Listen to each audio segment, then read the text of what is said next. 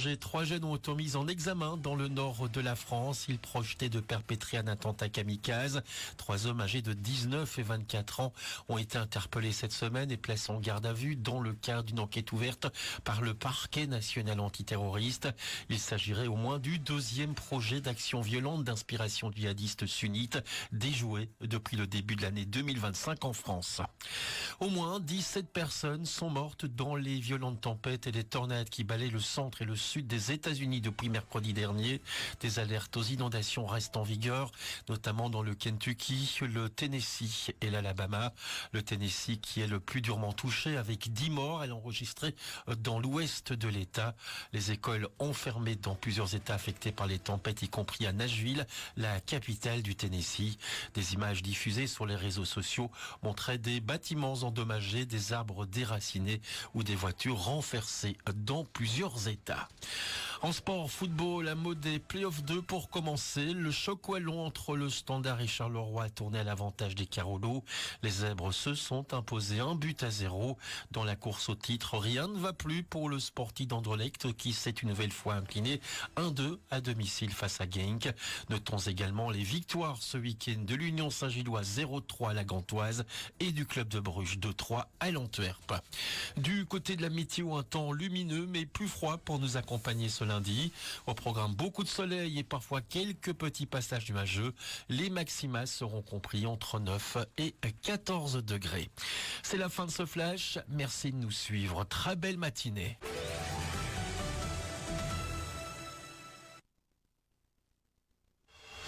Impact FM, l'info-région avec Olivier Tomezzoli.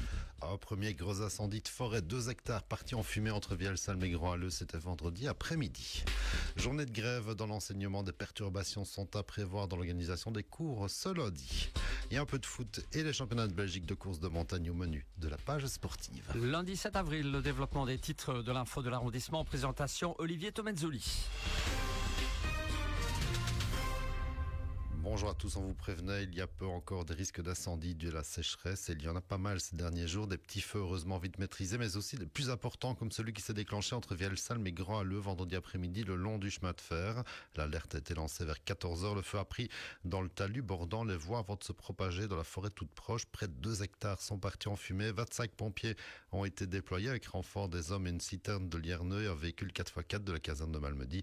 La circulation des trains sur la ligne entre Gouvy et Trois-Ponts a été interrompu toute l'après-midi. Et au chapitre fait divers, encore pas mal d'accidents signalés ce week-end, dont une voiture sur le toit samedi peu après 15h à hauteur de la sortie Francorchamps dans le sens vers Verviers. 2 véhicules étaient impliqués. Autre gros accident sur l'autoroute toujours vers minuit dans la nuit de samedi à dimanche entre les sorties Laboru et Verviers. 2 voitures impliquées ici aussi. Les pompiers ont dû désincarcérer des occupants. L'autoroute a d'ailleurs été fermée un long moment dans le sens vers Baptiste pour permettre l'intervention des services de secours et évacuer les véhicules. L'info de ce lundi, c'est évidemment les nouvelles actions dans le secteur de l'enseignement. Une semaine de grève tournante province par province en commençant ce lundi en province de Liège. Les syndicats qui dénoncent encore les mesures et réformes du nouveau gouvernement et maire engagé à la Fédération Wallonie-Bruxelles. Les profs qui se croiseraient les bras ce lundi chez nous sont donc couverts par les syndicats. Il y aura dans nos écoles des perturbations, des cours qui ne seront pas donnés. Dans certaines écoles fondamentales, ce sont des classes qui seront fermées toute la journée. Et si l'accueil des élèves doit être assuré dans nos écoles, certaines ont déjà prié les parents de garder leurs enfants chez eux ce lundi.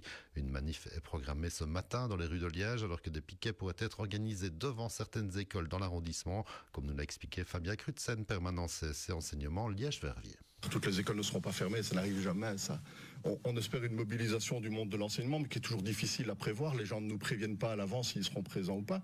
On espère avoir un certain nombre d'enseignants de la province qui seront présents à la manifestation qui est prévue à Liège. Certains peuvent se mettre en grève aussi ce jour-là. On est sûr qu'il y aura tout un tas d'écoles qui seront fortement impactées. Certains nous ont déjà averti que leur école serait fermée lundi parce que tous les enseignants participaient à la manifestation à Liège.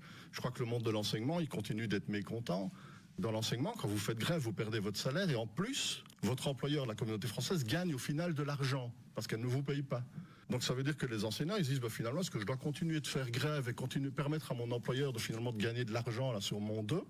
C'est des sujets qui vivent dans les écoles et qui sont parfois compliqués, mais les gens commencent aussi à être vraiment conscients que s'ils ne se manifestent pas, s'ils ne se montrent pas, ça veut dire que quand on râle dans sa cuisine, ça sert à rien. Et donc les gens, ils seront présents, je pense, globalement, d'une manière importante à la manifestation de lundi. Football, on a peu joué ce week-end. C'était la Coupe de la Province, les P3, P4 qui nous intéressaient avec dès vendredi l'élimination de WEM Fémonville battu par Jalais 1-3 et donc fin de parcours pour les WEMrais. Trois-Ponts est également éliminé, match nul 0-0 à Wans-Bazoa et défaite au pénalty. Seul Saint-Vite poursuit son aventure en Coupe de la Province après avoir éliminé O'Neill. Direction donc les demi-finales pour les hommes de Céla-Denise. Et on termine avec un petit mot des championnats de Belgique de course de montagne qui ont eu lieu samedi à Malmedy et où les régionaux se sont particulièrement illustrés puisque Jean Fémonville s'impose chez les seniors devant Sébastien Carabin et William Wendant. Fameux podium s'il en est pour cette course atypique qui servait donc aussi de course pour les championnats de Belgique. Bref, chapeau à tous les finishers. L'info continue sur notre page Facebook Impact